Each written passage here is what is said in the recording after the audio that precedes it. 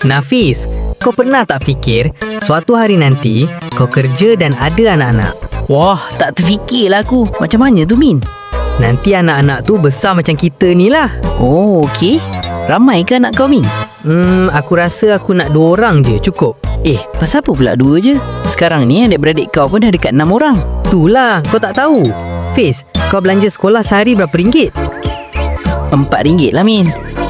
Kalau macam aku 6 orang adik-beradik, ayah aku dah kena keluar duit dalam 6 darab 4 RM24. Banyak tu. Oh, pasal tu kau tak nak ramai anak je. Betul kan, Fiz? Tapi satu lagi, aku tak nak anak perempuan. Kenapa pula, Min? Kau tengok budak kelas kita, Siti, Yaya, Ella semua tu, mereka kan kuat makan, semua nak try. Beli makeup lagi, pencil box semua nak warna pink, klip rambut berbunga lagi. Banyak belanja tu. Tapi Min, kalau kau ada keluarga, bukan ke isteri kau tu orang perempuan? Kesian kau, Fiz. Fikirlah sikit. Senang je masalah tu nak settle. Macam mana, Min, nak settle tu? Aku bab saiz ni slow sikit. Caranya mudah je. Kita ambil anak angkat.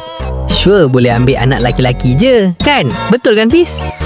Yelah, Min. Pakcik aku pun ada ambil anak angkat.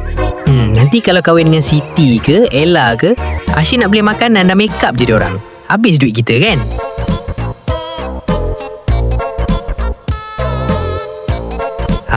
Itulah psikologi budak-budak tahap rendah. Mereka tengok dengan jujur. Kalau korang perasan, budak-budak lelaki kebanyakannya tak suka perangai budak-budak perempuan, kan? Tapi bila dah remaja, orang perempuan lah yang utama mereka cari sangat, kan? Hakikatnya, ada perkara yang kita benci ketika ini, mungkin itulah perkara yang kita perlukan pada masa hadapan.